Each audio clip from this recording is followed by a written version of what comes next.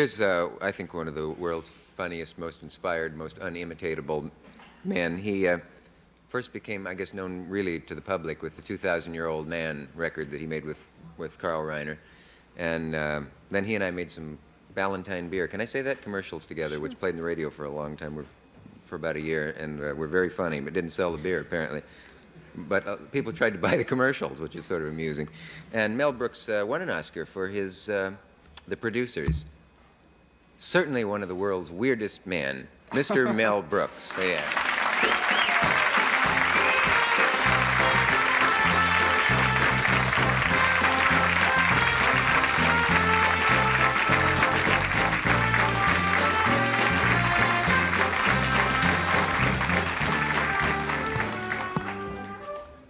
I didn't mean to say one of the world's weirdest men. I meant one of the Do you know they were playing Springtime for Hitler?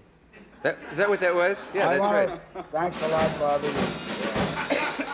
Somehow you just don't resemble him. I don't know what it is, but... Well, I'm not political anymore. We have a little place in Argentina. We go on coffee, doing our best. That's so. Say, you're an Oscar winner. We were just discussing the Oscars. I don't know if you were paying attention. Yes, I am an Oscar winner. Mm-hmm. I'd like to thank... Are you going to use yours for a doorstop? Still thinking. Yeah? My Oscar... Yeah, where is your Oscar? My Oscar. My Oscar's living in Detroit now. Well, Lord Alfred Douglas. Sorry. My Oscar is on my mother's credenza in Brooklyn. Oh, no. It sits there with my Emmy and my Really? Mammy. I thought your mother was in Miami. Everybody in the building comes in and to see. It looks very good tonight. Is she proud of it? Does your mother know what you do? All mothers are proud of everything.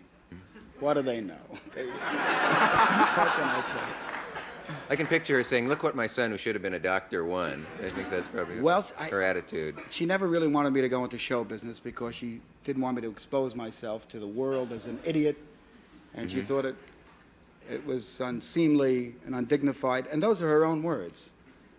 It's very unseemly and undignified. Just that way, she said. She colors it a little differently when she speaks. She preferred that I would try something else, a doctor, a lawyer. But I persisted, and I have brought glory to her apartment in Brooklyn. Cake and coffee is served at 11 o'clock every night. They come in and look at the Oscar. Gee. Your son, the tall one. Believe it or not, I have brothers and a mother. Everybody in my family is about 4'3", 4'4". No kidding. I am called Stretch at home. You're the very short people. Your wife, Anne Bancroft. Baxter. Did you ever make that mistake? That would be unfortunate. No, I never have. I wouldn't think so. No, somehow. Where does she keep hers? Her Oscars.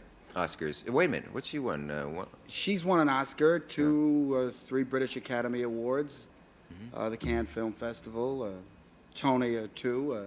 She's won a couple of awards. Yeah. Also on her mother's TV set in Yonkers. Oscars go to mothers. Oscars go to mothers. That's the title of my next musical. Oscars go to mothers. Oscars go to mothers. Yes. Yes. You can take anything and turn it into art. I sure can destroy any. Bobby, are you going to catch everything? You're up tonight. Okay. Two Jews got off an Arab. Mel used to be a. I think we should explain that to Iowa. Mel used to be a comic for a time in what we call the mountains, I guess. Or when you actually went that route. Yes, I used to do a stand-up thing. I learned just how to do it. You put your hand here and you say, "Good evening, ladies and germs. Welcome to a bang-up variety show presented by and for the boys here at the Good Luck Inn. We have a swell high club for tonight, loads of talent, lots of... The girls will be out in a minute. Girls will be coming out. Wait, give me a break. And I'm going to be your MC. That's short for mental case. I just flew in from Chicago, and boy, are my arms tired." Did you actually do all this? I did. Mice or hunchback. I did those jokes. You didn't even bother to do the first part, right? I used to say she was so skinny, the waiter says, "Check your umbrella." But I became very, very tired. I worked in the mountains, and I really got sick, filled with despair. Each night, every night, another string of dopey jokes, another dopey crowd eating sponge cake and drinking schnapps in the back. Must have been And so awful. I decided that I would pioneer and I would do intelligent material. So one night I went out, I said, ladies and gentlemen, I decided to do something a little freaky. I said, ladies and gentlemen, man of 1,000 faces. 1, 2, 3, 4, 5. Now they waited for 1,000 faces. They waited. They said, well, 76. They waited. Did I 1,000 did. faces.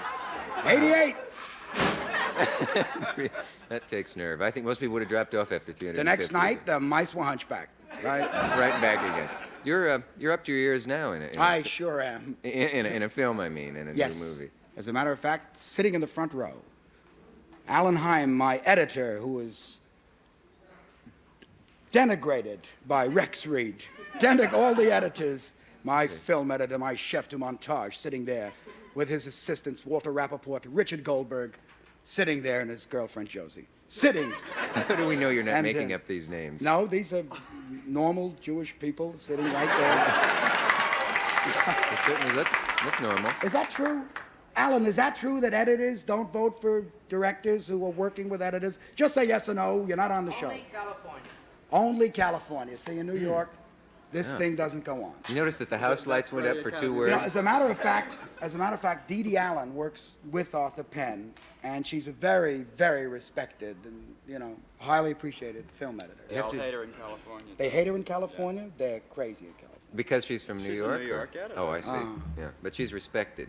Is it necessary to be respected to be a good film editor? How so?